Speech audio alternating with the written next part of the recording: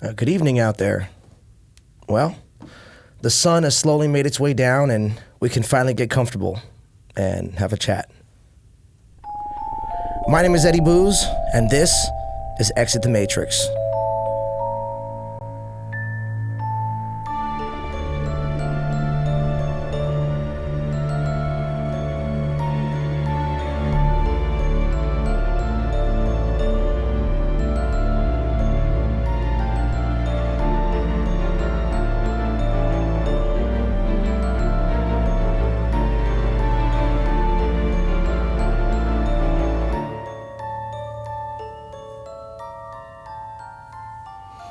I used to be and still am a fan of old AM radio shows like Midnight in the Desert with Art Bell and Coast to Coast with George Norrie. And that trend has continued into more modern internet storytellers such as Mr. Ballin, Mr. Nightmare, and more. Throughout my life, I have traversed my share of rabbit holes, and like many of you out there, I have seen and experienced some things that I simply cannot explain.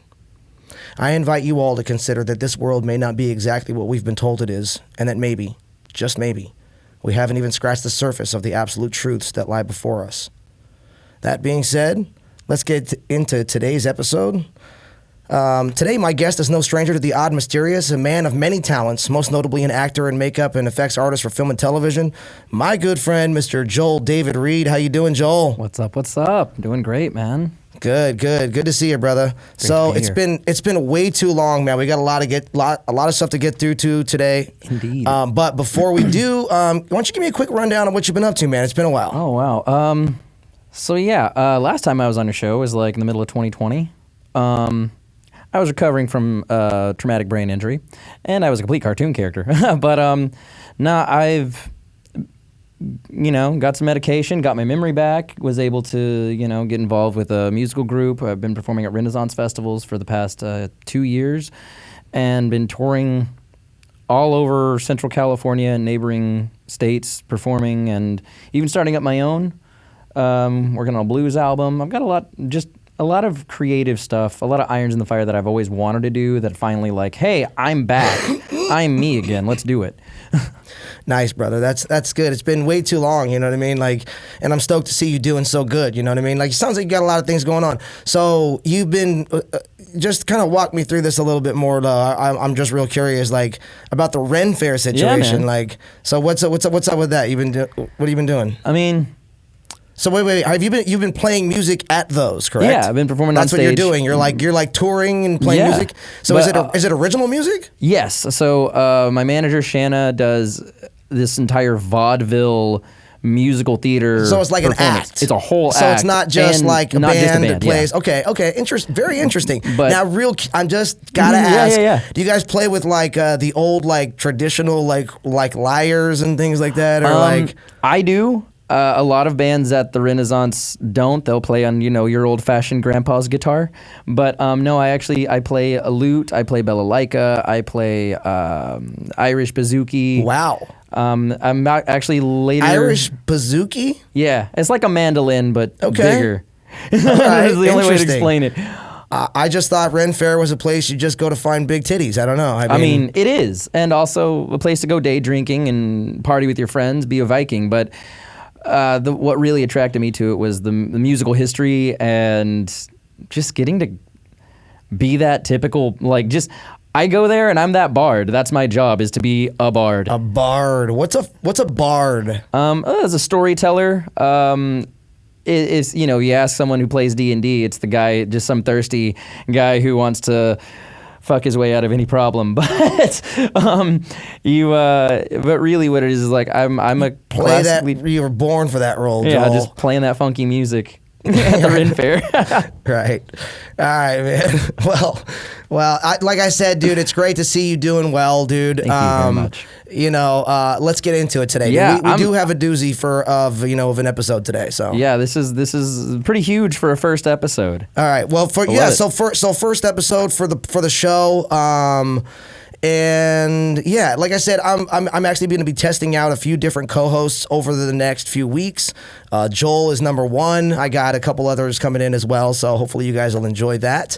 But let's jump into our episode for today, man. Definitely. Let's start. Today I want to talk about a 25-year-old cold case, the disappearance of Michael Negrete. Okay. And so, okay, so he was, just to give you a little backstory, a little kind of history on Michael, he was born on March 25th, 1981. But he went missing when he was 18 years old, December 10th, 1999. Okay, and just to give you a little information on him, he was a super talented musician. He had just performed a concert earlier that night, and he lived in the legendary Dykstra Hall at UCLA. Oh wow! So he was at UCLA, a very accomplished musician. Had a lot of things going for him. He had a lot of things going for him, right? And only 18 years old, right? So the last known sighting anyone had of him. Okay, so here's the official story. So the official story is that he was playing a video game, like online game, with one of the guys from his dorm, and apparently they got done playing. They walked out. They like high-fived each other, and then they just kind of like went back to their rooms, and that was the last time anyone saw Michael. Okay. So ever, right? But like. All of his belongings were still there. His shoes were still there. His instruments were still there. His clothes were still there. Keys, wallet, everything, right? Nothing was gone. Okay? So the police started searching like shortly after, and Bloodhounds actually tracked his scent to a nearby bus stop where they lost his scent. However, like they, if you do some research, the police did say that the Bloodhounds were acting very strange, so they weren't sure if they could actually trust the scent. They weren't sure if they could trust the actual, how do you not bloodhounds. trust the scent of a bloodhound? I don't know. Like I said, they were acting really strange. So it's, you know what I mean? And I don't know what exactly that means. They didn't like detail what was going on or why it was strange or like why. I'm sure if you did some research, you may be able to find that, but it may be in the police report, in the official police report, but I didn't actually get a chance to read that. I was, reading through a bunch of different articles and things like that. But anyway, there were also reports from a local man about seeing a man lurking around campus, around Dykstra Hall, actually, right around like 4:35 or so. And that went actually, as far as I could tell, as far as like my research led me to, and I may be wrong about this, but apparently that went uninvestigated by the police for months. The sighting of that particular person. Again, I'm not sure exactly like why, it didn't get attention from the police until months later, but that was kind of what I surmised from what I read. And again, I may be wrong about that particular, that particular thing. And okay, so I find this just a little strange, just because what I read, the most recent detective who reopened that 25-year-old cold case, and this was recent, like they did an interview with him recently, he said that he was so impressed with the initial investigation. So my question is, why, if he was so impressed with the initial investigation, did this, why was it reported that this guy, this sighting of this dude was on campus, didn't go investigate it? Do you see what I'm saying? Does that make sense to you? Like, where is the, you know what I'm saying? Yeah, I mean, it's definitely one of those things like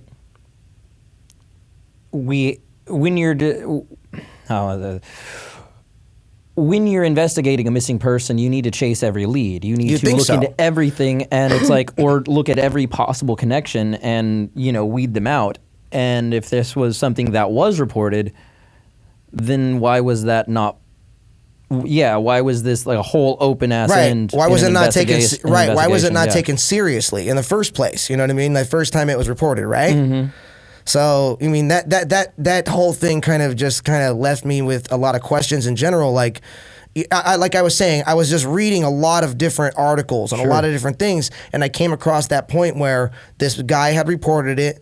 The police apparently didn't investigate till several months later, but then I was reading also that the detective who just reopened the cold case was saying that, like, oh, it was so impressive to him, you know what I mean? So, like... Well, then why reopen it? Why? Well, they apparently they do that every once in a while in general with all cold cases. Apparently with new technology that comes out, they want to see if anything applies that could help with the case. So they do that. They, like, reopen cold cases fairly regularly just to make sure that, like, what they have, the tech, the tech and the the methods that they have and they utilize on a regular basis are up to date, you know, and you know, so see if it can eliminate anything. yeah, you hear all the time how like, oh, this cold case was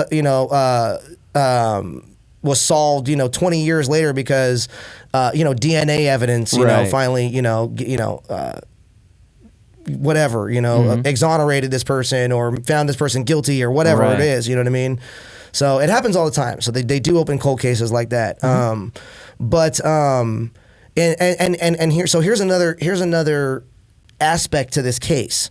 So a potential friend reported that they had hosted a party in their dorm room earlier that evening, and that Michael had been at that party. Now, recently in an interview, he reported that he thinks it was probably Friday night. He said it was a packed party, and that Michael had apparently gone back to his room right after the party, which was right across the hall. So I'm not sure. Okay. So it was apparently after this that Michael had played that game with his buddy. Right. So the party, then he went back to his room, then he played the game with his buddy, and then they said goodnight, and it was reported that the next morning he just simply wasn't in his room. Okay. You know what I'm saying? So his family hired a private investigators and offered a reward for information leading to his whereabouts to the tune of about $100,000. In addition, several psychics stated that Michael was alive, and actually they provided his parents with the whereabouts and his alleged locations, but in every case that turned out to be incorrect. Okay, Michael even sent an email home to his mother earlier that day, arranging plans to be home for the holidays. So, okay. So Joel, that fact alone makes you feel like this wasn't like a runaway situation, right? That he was making plans with his family, right? Am I right about that?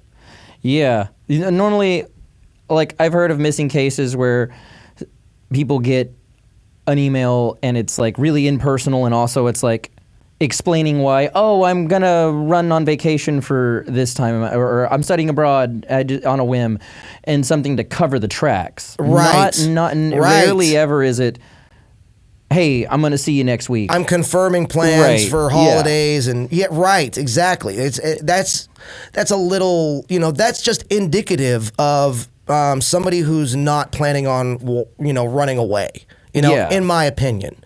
You know what I mean? But the simple fact is that Michael was never heard from again, and his case, which eventually upgraded to a homicide investigation and was featured on television shows such as Unsolved Mysteries, $1 Million Mysteries. There was even a CSI episode apparently based on his case as well. Wow. It's gotten national attention a handful of times, So, but there was also a number of unsubstantiated theories that went on. Okay, so a few of those are his brother allegedly posted on Tumblr in about 2013 that Michael had been experimenting with raves and some drugs that have to do with raves, and things like that. Playing with psychedelics. That's what his brother apparently insinuated in a post on Tumblr in 2013. But those claims were actually unsubstantiated by police. They could not find any evidence of any enemies, a secret life, depression, drugs or alcohol, or any issues like that. Okay. So just let's unpack this for a minute. Okay, if what he's saying is true and Michael got into some drug situation, okay, then how? Did he go missing? Make that make sense to me. Walk me through the kinetics of how this works. When you go out in the middle of the night with no shoes, no keys, no money, no fucking wallet, no nothing, what exactly are you doing? First of all, are you buying drugs? And if so, with what fucking money? Or are you tripping and that's why you left everything? So did he go somewhere? Did he just randomly go somewhere and he was tripping? Okay, so let's also talk about that for a minute. Trying to be tasteful. No, I understand. I understand what you're saying. You're putting a potential on the table, and I'm trying to walk through that. You're saying he may have been tripping, and that's something that.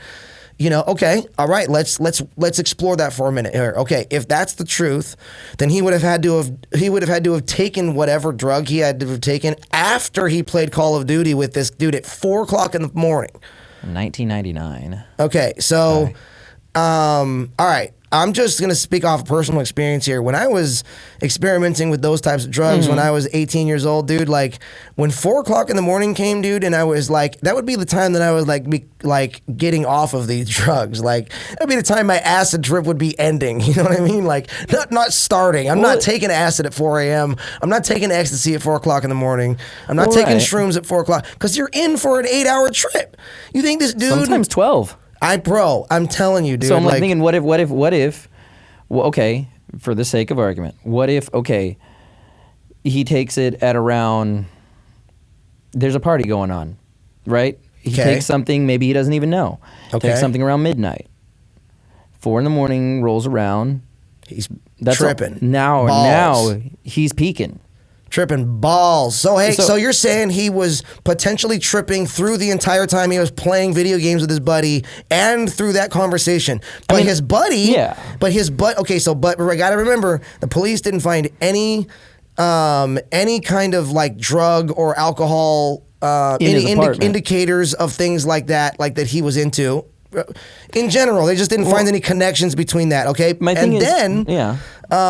His buddy didn't report that he was acting funny or strange. That would be he came out and talked to him. They high-fived. They chat for a little bit and talked about good game. Like, you would think there would be some sort of indicator like, hey, dude, he was acting fucking weird, dude. Right. Like, you know what I mean? Yeah, no, definitely. And especially with that kind of visual stimulation, you would be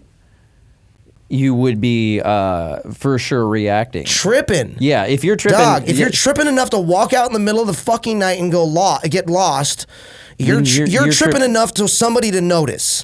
Yeah, you know what I'm saying? And probably also offer to be like a trip sitter. Well. Hopefully. But you know, not everyone is equipped for that, so. Right. But also that would make sense though, because like, okay, depending on, again, I don't know, this is just running with this rabbit hole. If he was, you know, on something chemical, then it would come out in his sweat. And that would probably cause, because like the oils on his skin, the whatever, if the bloodhounds were tracing it, maybe that's why they would act a little weird, because it would be a chemical along with that scent, and that's why they'd be like, I don't know. Well, that's an interesting theory, that's why the bloodhounds were acting strange, is because there was some sort of hallucinogenic chemical like in his sweat that they were like smelling. And maybe starting to trip out too. I don't even know if that, dude, I'm gonna be honest with you, I don't even know if that like plays in a realistic, physical sense, but let's just say that's a potential, okay? Yeah. Well, in the 40s, in Germany, when they were fleeing, they would put cocaine on a handkerchief with rabbit's blood, and that way a German shepherd or a bloodhound would come sniff that, and they'd be coked out. Wow, I didn't know that. Yeah, that was a good escape method. Yeah, that's crazy. Remind me to keep some cocaine and some blood on me, and some rabbit's blood on me, you know, if I'd ever need to get rid of a German Shepherd, Joel. But no, so it's like if these chemicals could have had something. But I don't know what methods were taken. I don't know. This is also assuming like. No, I hear you, bro. I hear you. I'm just saying, like, and I get what you're saying. You're saying that there are potentials that maybe drugs did factor into it, and I'm okay. I'm seeing, because to be honest with you, it wasn't playing for me so much, and it still really is not, especially with like I said, the facts. Like, I've never been so fucking drugged out of my mind that I didn't wear my shoes and left my house with no shoes. But then again, things happen. You see things on body cam videos all the time where people are just not in their right minds. So things happen. I get it, but I would lean on the side of that probably didn't happen. That's just I would also, especially with the police not finding any indicators that he had any issues with drugs and alcohol. You know what I mean? Right. You know, but you know, our families do tend to know us, you know, so I will say that. But, you know, so that brings us to another one. So actually, you saying that, you know, maybe he was on a hallucinogen, that kind of brings us to the second unsubstantiated theory here, which was that he intentionally went to Bellagio and Sunset near the bus stop that Bloodhounds tracked him to. And this theory poses that he potentially went to meet with somebody, you know what I mean? Without his, but again, you have to remember, no clothes, no shoes, no keys, no wallet, no fucking nothing, dude. Like, who does that? When did you ever leave your house with no shoes, wallet, clothes? You know, and if you're going somewhere to be gone, wouldn't you take like something? Right. I mean, an instrument, something, shoes. I mean, shoes, Wallet. shoes, your At wallet, least. something. Something. You know what I mean? So I don't know, dude. Like, so I mean, you'd think that walking around Los Angeles at 4 o'clock in the morning, you'd want to be a little bit more prepared. Oh yeah. Than just with walking around with barefoot, in boxers and a t-shirt. You know what I'm saying? So, I mean, does this make any sense to you, dude? Like, I mean, does this particular thing about him going to meet somebody, and if he was in his right mind enough to walk out of his apartment, walk out of his dorm, and go to that bus stop to meet somebody, then why? You know what I'm saying? Like, why? You would think that he would be in his right mind enough to wear his clothes. Right. To wear his shoes. Well, to at least wear his shoes, dude. Yeah. You know what I'm saying? Because I've walked on the streets of LA. I know what happens at night on those streets, okay? Bro, come on, dude. Like, so look, other theories involve accidents involving one of the numerous construction sites surrounding the area too. And that also could play into the hallucinogenic factor. Like, if you're on hallucinogens and you fall into some pit that's on a construction site, let's say you wander into some construction site all fucked up. God. But that was also investigated thoroughly by the police, and police found nothing at any of the local construction sites either. So these are not just theories that went unlooked at. They're not random things that somebody said after the fact and like, oh, that might have happened. No, like these were heavily investigated by police, and documented in the reports. Yeah. You see what I'm saying? So it just, like I was saying, like it's not making sense. That's why it was on Unsolved Mysteries. That's obviously why it was on $1 Million Mysteries. You know what I'm saying? That's why it's an ongoing cold case. It doesn't make any sense. But yeah, I mean, there was another, theory that states that that he was at that party. And that he was killed somehow, or he died somehow at that party, and the students covered it up and lied to investigators to save themselves and not be charged with anything, not have their scholarships removed and things like that. And, Joel, I'm going to ask you, does this actually seem to you like the most likely proposed scenario of all of the above, given the circumstances? No. You don't think so? No. What do you think? Okay. All right. I've been 19 before. I've been 18 before. I've been, in that college age before. I thought you were born 35. Nah. You would think that based on how cranky I am, but but no, it's like the thing is you're at a party, okay? Let's just narrow this down to 3 people. If 3 people, someone dies at a little kickback and all 3 of them decide to cover it up, maybe so you're saying 3. There's too many people. Too many people. Way too many people. Way too many people. And also, that's so many people that would have to have one story, that would have to have all their shit together, even though they were intoxicated at a party. That requires probably 20 people. What if the cops didn't press them hard? What if the cops just like interviewed like a couple of them and were like satisfied with their story? Like, oh yeah, he was here earlier, but... You know what I mean? But, like, we haven't seen him, He just jetted at, like, 8, and the cops are like, all right, fucking, he jetted at 8. I guess that happened. Someone would have a guilty conscience 20 years later. I don't know, Someone would say something. There's just too much. I don't know, dude. Too many people. I don't know. Oh, hey, well, yeah, he did say it was a packed party. But what does that mean? Does that mean it was a pack, like 40, 50, 150, 200 people? What does that mean? It's in a dorm room. It's a dorm room. So what does that mean? Does that mean 10? Does that mean 10 people got together and hung out? When someone does a packed party in a dorm room, I'm thinking like, everyone, like it's carrying out into the hallway.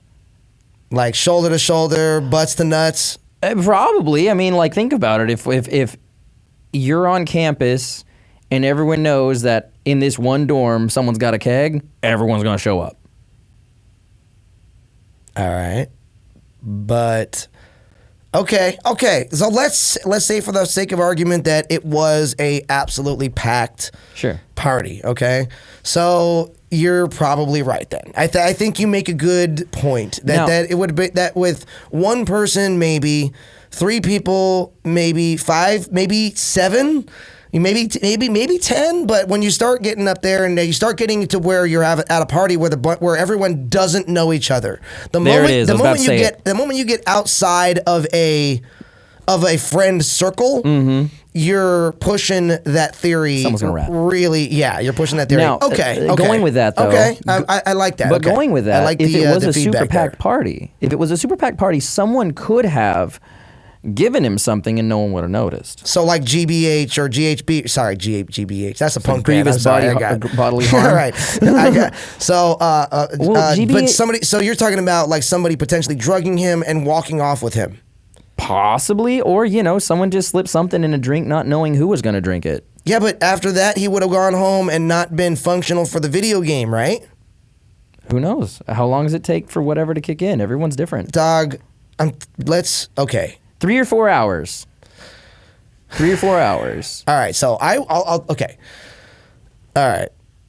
So I'm a recovering alcoholic. I've been sober 16 years, and when I went to rehab, I was in a detox facility, and when I went there, there was.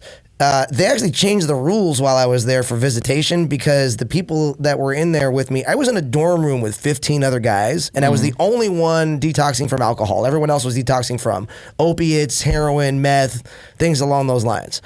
And they thought you had it easy, but no. Well, bro, I was the one. You can die from alcohol. Correct. Detox. I actually didn't know the extent of like the danger that I had put myself into with the amount of drinking I was drinking. But anyway, that's beside the point. My point is that when I was in there, one of the guys, we were at visitation, right? And one of the guys girlfriend came in and gave him a bottle of water, like closed bottle of water, right? And like it was still sealed. You know what I mean? Like in the visitation room, gave him some chips and some bottles of water and things like that. And the guy took it back to the room. Well, later on in the evening, the guy comes walking around to everybody. And he's like, "Oh, my girl gave me a water bottle with GHB in it." And we were like, "How did she do that?" And he was like, "Oh, she injected a syringe into it and just fucking." So it stayed sealed. She just injected. And so these dudes were passing around GHB in rehab. You know what I mean? Like, I was one of a very few people who were in there. I know we're getting off topic here, but I was one of very few people who were in there willingly. I had signed myself in, me and my buddy. But my point of this whole thing is that GHB does not take very fucking long to kick in. And it does take very long. It doesn't take very long to make you be somebody you're not normally. In fact, I'll tell you another short story. Do you remember when I was dating Ronnie? Yeah. Okay, so me and Ronnie were home one night. Ronnie had I had just gone and picked her up from Gallagher's. We got back to the house. We were there for about an hour, and we got a call from her best friend's husband, Chris, who we knew real well at the time. And he says, "Hey, I can't find Rupa," which was her best friend. And we're like, "What the fuck? Like, you can't?" We were all like, "You guys were all hanging out like with her together. Like, how can you not find your wife?" You know what I mean? So we ran back there. And by the time we gone back, like right at the time we gotten back, she's getting back and getting out of a cab with some strange dude, right?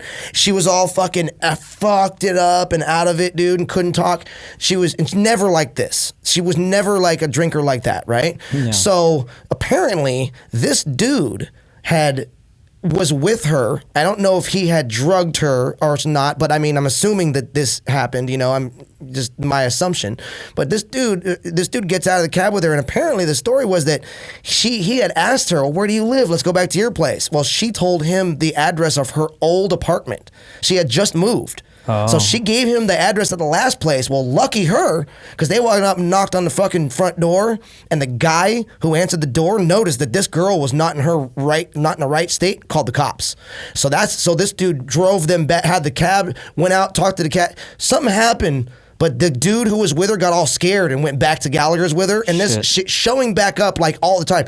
Everybody was screaming at this guy. I mean, it was crazy. Whoa. It's a crazy situation in the middle of the street. My point is that like GHB kicks in pretty quick. Very crazy, yeah, dude. And I've seen the effects of it. Rupa didn't remember anything. Like the next day, like there was no memory of what had happened, like what she had been through. For those of you who don't know what GHB is, it is the roofie drug. It's the date rape drug. Exactly. It is, and when used in uncontrolled doses, that exactly happens. When used in controlled doses when you want to do it, which I don't really know why anyone wants to. That's not my brand.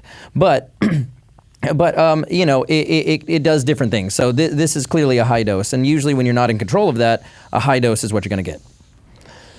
And that is enough to definitely. Okay, so then maybe it wasn't that. It could have been LSD. Could have been right. Okay, so let's explore that. So going back to Michael, you're talking about somebody may have given him something like this.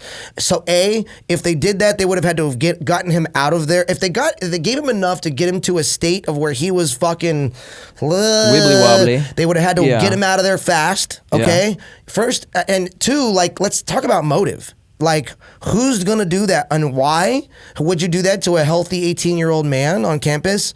I mean, and dude, I mean, I'll be honest with you, dude. Michael was unbelievably intelligent. He was unfucking believably smart. He was unbelievably physically fit. You know, look, you know. You're just a triple threat. It's crazy. Look, the final theory that floated around about why he went missing was that he intentionally vanished to escape academic pressure, which, in my honest opinion, I find laughable because as academics came extremely naturally to Michael. Michael was like I said, he was an unbelievably intelligent person, you know? And, you know, so, you know, let me ask you this, Joel. Just let me simply ask you, of all of the things that we've discussed here now, what is your gut telling you, Joel? What resonates with you as reasonable here in this situation? The only reasonable explanation is, in your opinion, it sounds like it hits the marks of all the marks of an abduction that was covered very well. Okay. So, all right. But you're right. Without any motive, like, you know, academia is not want to get rid of a good student. Right. Friends on a dorm aren't going to want to get rid of a budding artist. Good friend, budding artist. You know, people aren't super successful guy on his way up. So, and if there were no enemies, then there's no motive to threaten him, harm him, make him go missing. No motive. So no abduction. But then not necessarily. There's always people looking to human traffic people and things like that. So that's motive enough. But go ahead. But again, we're talking about okay. Go ahead, continue. The only thing I could think of is like, this is LA. Things happen and people see it. I can't even tell you how many times I've walked into a restroom at a club and just didn't see shit. You know. Right. You know, something going on. And so you never know. Some glory hole situation that you got to pretend you didn't see after you watched for 8 minutes straight. Some drug deal, someone getting roughed up, someone, whatever. Things happen, and you see it, and you said he just did a gig the night before. Yeah, I don't know where, but if it was in L.A., you know, he probably could have seen something he shouldn't have seen. Probably heard something he wasn't supposed to hear. I don't know. So, yeah, okay. So we're talking about, you know, potentially witnessing something and then being whisked away by the boogeyman because of that. Okay, so I mean, all right, you know what? We are on a conspiracy theory show. You know what, Joel? Do you want to know what they do not tell you about Michael Negrete in these articles, episodes, and interviews? Yeah. What they don't tell you is that Michael was, and what I find extremely super important to, and you know, was that Michael was one of the most all-around naturally talented and gifted young men, period. Okay? First of all, he was unbelievably physically fit. He could run faster, he could run faster and farther, jump higher, throw farther, hit harder, and outperform anyone in his peer group at any sport or physical activity. And his natural and overall comprehension and pattern recognition were off the fucking charts, dude. So I invite you, Joel, to consider that a man like that does not simply go missing. And a man like that does not simply get overtaken without a major struggle and someone losing some fucking teeth. Oh, yeah. So what I'm saying to you is that Michael wasn't a victim, okay? And if he was, it would have had to have been extremely precise, and he would have had to have been overpowered in an unbelievably fast and efficient manner, okay? What they do not tell you about Michael, and I believe also to be an extremely overlooked and important fact, is that Michael was a participant in the GATE program. the Gifted and Talented Education Program. Do you know what that is, Joel? I was in a GATE program in '94. Okay, where was the GATE? Where was this GATE program that you were in? Well, I was in an elementary school called Alice Carlson Applied Learning Center. And it was a charter school. There's like literally a 7-year waiting list. I couldn't get in until I was 7 because the day I was born, I was put on this waiting list. Okay. So you went to GATE program. How long were you in? Well, I don't know if it was the official GATE program, but I was in the gifted. Gifted. I was in the Gifted and Talented program. category. Okay, yes. gotcha. Okay. So, and I'll tell you one thing. You want to know one thing because of this? Okay, I don't usually talk about this, but I did a lot of not tests like things on your head and shit, but like just tests of like, hey, if this was a scenario, how would you get out of it? Just random little riddles and puzzles. I used to do these puzzles that were all the pieces were identically shaped. But anyways, later on down the line when I wanted to join the military, when I was 18, I went to a recruiting office and the Marine said, I think the Navy's more suited for your son. And then I went to an Army recruiter and they said, I think the Marines is more suited for you, son. I had to ask the audience, do you think Joel is military material? All right, back to the. But no, but just the thing I'm of like. kidding. But I love you. I grew up in a military family, and to have that, my answer, I'm like, and another friend of mine who was on the spectrum in a different type of program was like, yeah, you took too many tests as a kid, and so I don't know if that's a joke. I don't know. But the point is, you were red flagged, Joel. Probably. Okay, so do you want to know another GATE student, red flag? Maybe, I don't know. So do you want to know how I know all of this, Joel, about Michael? Because I was in the same GATE program as Michael for multiple years in Long Beach, California, and he was my friend. He was my good friend when we were kids. One of the things that they don't fucking tell you is that he was in this GATE program, okay? I've never heard anybody mention that at all, okay? Just remember, he was always a step ahead of everyone physically and academically. I was always competing with him physically, and he almost always beat me or was just a little better than me in almost everything. You were super athletic. I played everything and like did everything under the sun I could possibly do. Okay, so just when I tell you that it's a hard pill to swallow that he was a victim and someone just overpowering him, I mean that it's a hard damn fucking pill to swallow, dude. So you obviously know what the GATE program is, right? Mm-hmm. Well, let me give you a little bit of like the official narrative of what the GATE program is, okay? So it's referred to as the Gifted and Talented Education Program in California, established through the Assembly Bill 1040, which allowed local school districts to identify and provide specialized educational services for students exhibiting exceptional abilities in various academic areas, including mathematics, science, language arts, and more, essentially marking the beginning of widespread GATE programs in the state. Its stated purpose was to cater to the unique needs of students who demonstrated high levels of cognitive ability and potential in specific academic subjects. Now, this is the official narrative surrounding the GATE program at the time of its inception up until the present.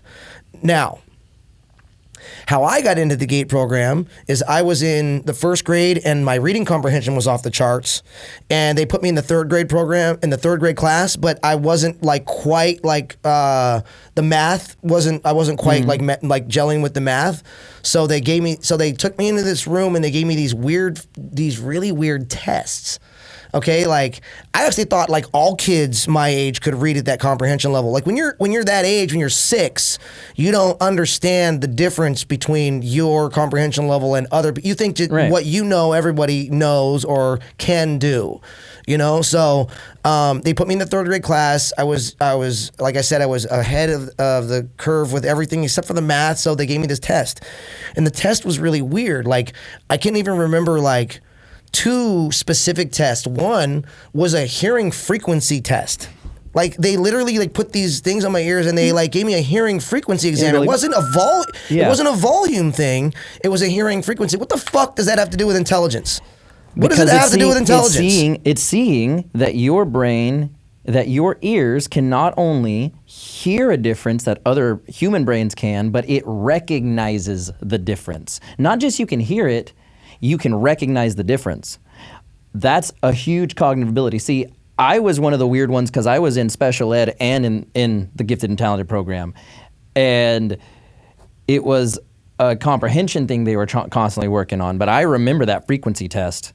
So you did have something similar, okay? And then one of the tests that I had was, it was a maze. Like, they gave me this super intricate maze to look at. They didn't want me to do it. They wanted me to memorize it, and then they gave me like 3 or 4 or 5 minutes to memorize as much of it as I could, and then I had to recreate it. Yeah. Yep. I had to like redraw the maze. You know what I mean? Like, it was so weird. Like, they weren't normal tests. It wasn't just 2 + 2 = 4. I mean, they were extremely odd. That's why I was saying they're not like stick electrodes on your head tests, just random scenarios, right? Right. Exactly. It was very strange, dude. So however, like, even in the face of like the official narrative, there are also those out there who have questions about more nefarious purposes that the GATE program was created for. Various online threads discuss like alternate theories, and the most widely accepted is that the CIA created the GATE program to identify and surveil children from a young age with the ability for higher cognitive function, so the government and clandestine agencies can monitor them and ensure that they either like A, do not become a threat, or B, they can recruit them for their own purposes. You know, and some of my research while exploring this case of Michael Negrete led me to a few CIA documents, which, you know, have some reference to recruiting gifted children. One of them I'll link those down in the description box here of the video. But one of those is just a basic news article, I believe, right here, actually. I got it pulled up on the screen, from, let's see, this was in 1956, November of 1956, Admiral Rockover, and he proposes, and this was him proposing that this was approved for release, by the way, from the CIA only in 2001. That he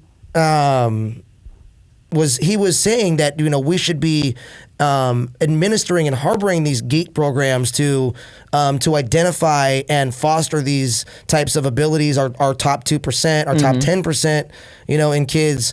So guys, that'll be down in the description box, as well as a few other CIA documents related to paranormal investigations, and they're talking about identifying gifted individuals in things that can identify, you know, things along those lines as well. And maybe that's something that we were like, maybe that goes like to what we were talking about a little bit ago. But all I'm saying is that, do you want to know why this even came up on my radar? Like, why any of this seems to me like there's dots that need to be connected here? They reopened it. I'm guessing that was it. But no. Like, okay, so when I was in my 20s, I was just chilling at my house, right? And my buddy comes over, my guitar player Nick, who I still play with, who still plays with me to this day. He comes over to my house and he brings this dude over named Gino, who I had never met before. He was the singer for one of their other bands. And this guy comes over and he's a couple of years older than I was, probably 25 or so, and I was about 22, 21. And we were swimming in the backyard and bullshitting and drinking.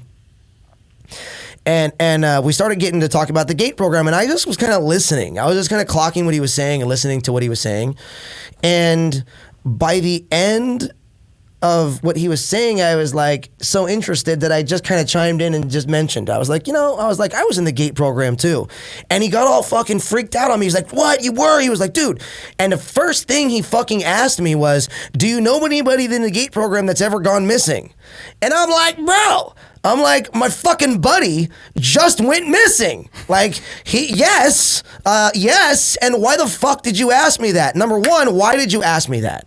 Like, and I can't remember. Like, I can't remember the conversation I had with him but he did say, I remember him telling me that the government used the GATE program to surveil kids, to watch us, to red flag us as the ones they needed to either watch or recruit.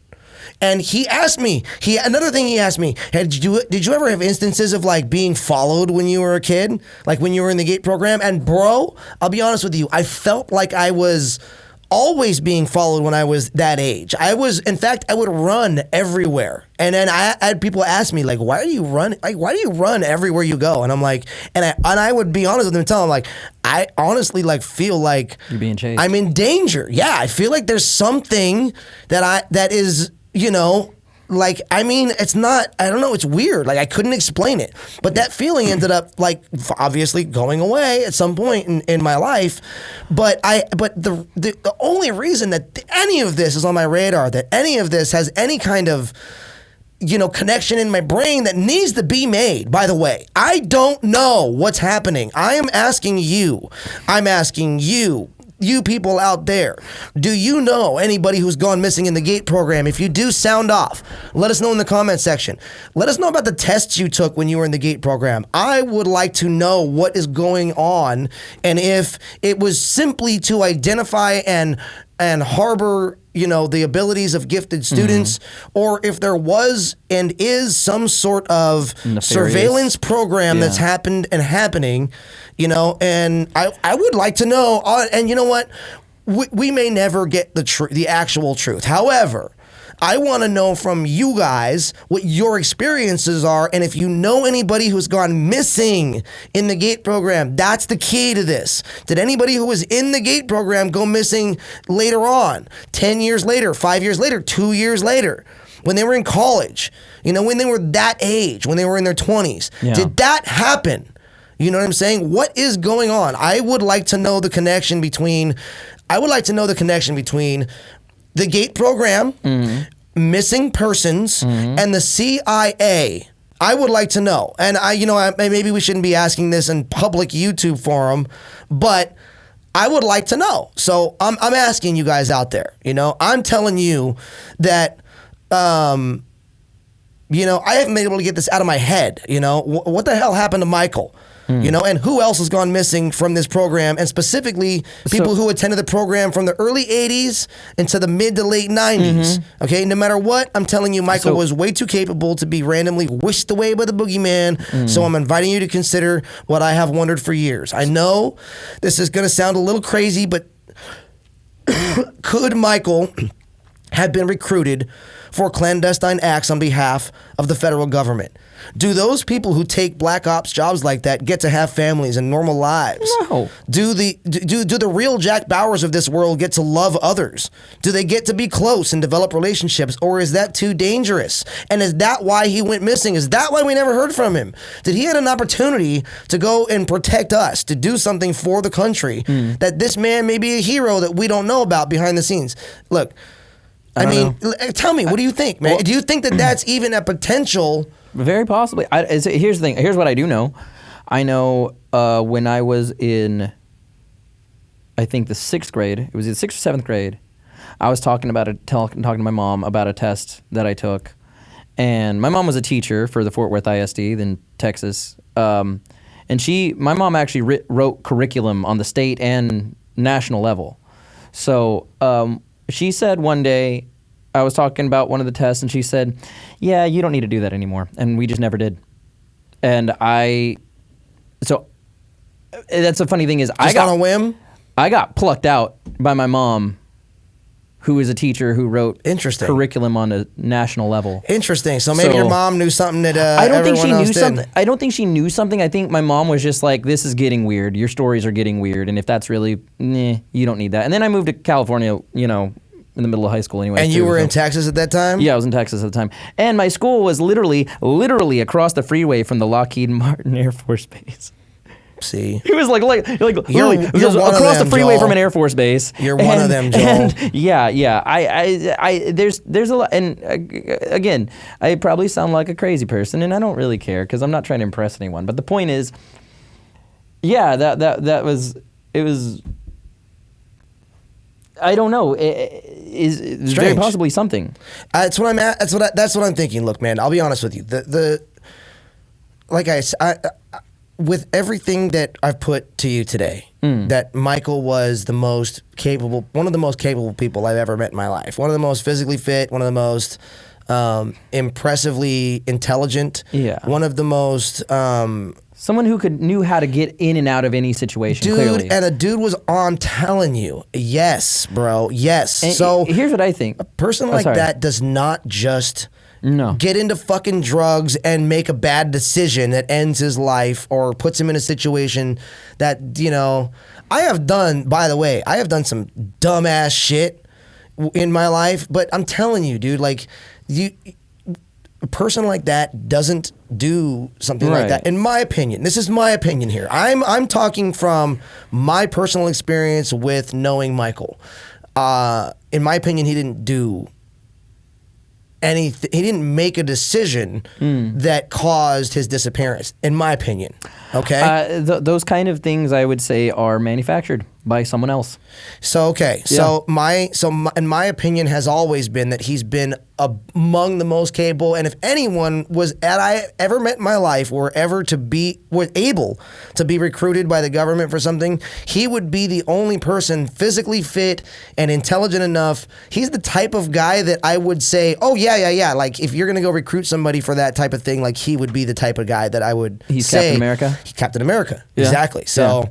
That's what I'm saying. So, I mean, I've never actually met anyone else in my life that was as capable as him. Maybe one or two other athletes that I played with in my life that were just like, man, I could play anything and everything and do pretty much anything, but I don't think any of those people were as intelligent as Michael. I don't think their pattern recognition was as good as Michael's. Like, I don't think that they were just, you know what I'm saying? Like, there's certain elements of this that have always led me to feel like there was some aspect that we're not seeing here that...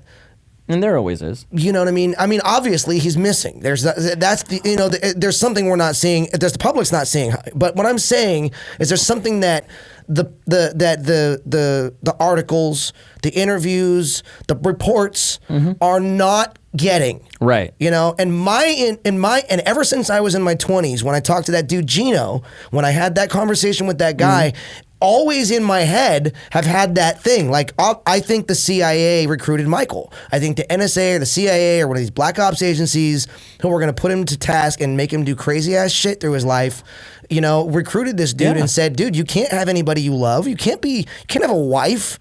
Yeah. You can't have a kid. You can't have a mom. You can't have a mom. They're always going to be in danger. Yeah. You're going to be doing the craziest shit on planet Earth in the name of your country. So you're going to have enemies. Or not in the name of your country. Right, or whatever. You know what I'm saying? All I'm saying, right, very exactly. Much not. My point is that, yeah, exactly. All I'm saying is that, you know, I just don't. I've always felt like there's been something, you know, and I want to connect the dots here, and this is why I'm using this time to talk about this case, you know, and to bring Michael up. It's always been in my head. I want to connect the dots for you guys that have always been in my brain and why I've always thought this. And if you guys wouldn't mind, you know, sound off. Let me know what's going on out there. You know what I mean? Like, I'd like to know out there, you know, who is do you know anyone who's gone missing in the GATE program? You know, let me know. If you see this, you guys, let us know in the comment section. Send us an email. And thanks to my guest, Mr. Joel David Reed. I appreciate you for coming on, Joel. Yeah, man. Thanks for having me. Absolutely, Dude, absolutely. It's funny. It's like you said the gate, and I'm like, gate. You think of all sorts of different things with a gate in it, and like the gift and tell. I'm like, oh man, I didn't know. This is. You didn't know we were talking about that today, huh? Not quite. No, but it's like the minute you said it, I'm like, oh, this makes sense. This makes total sense. Yeah, I've had a lot of friends that were also in that program that either quit and have kind of, I don't know, like people that I knew that were very driven that just decided no and just move off to like East Jesus nowhere and do absolutely nothing except be a normal person because they decided I don't want to draw attention to myself anymore. Interesting. I do have a friend like that who's like, he just quit. Do me a favor, Joel. Reach out to some of your buddies who were in the GATE program and ask them if they know anybody who's gone missing, and get back to me. Let's do a follow up on this. I'm gonna try that. Yeah, because there was a couple of friends that, because I know in Texas there were like 3 different specific charter schools that were in Fort Worth ISD. There was Alice Carlson, and then there was the Applied Learning Center that was the middle school, and then there was a high school that a really good buddy of mine was in. Amazing guitarist, and he was in there. He was there, and I might talk to him about, because I don't know if that third school was a gifted and talented program or if it was like just a different charter school that he went to. Right. Well, figure it out. Talk to some people that you were in a program with, or that you know that was in program, and we'll figure it out, dude. We'll come back to this. We'll get a follow up episode in here, and we'll make it happen. You down? I'm so down. I think looking into the gifted and talented. I want to know the connections, dude. Like I was talking about, I want to know some of the connections. I want to know what some people went through. Their testing, some of the classes, some of the experiences they had. So, guys, again, sound off out there. Thank you guys for joining us today. Thanks again to my guest, Mr. Joel David Reed, for coming in and giving me your time today. I appreciate you, Joel. I love you, brother. Anytime. Love you too, brother. Now, remember, we're spiritual beings having a physical experience, not the other way around. I am Eddie Booze, and this is Exit the Matrix. Take care, you guys.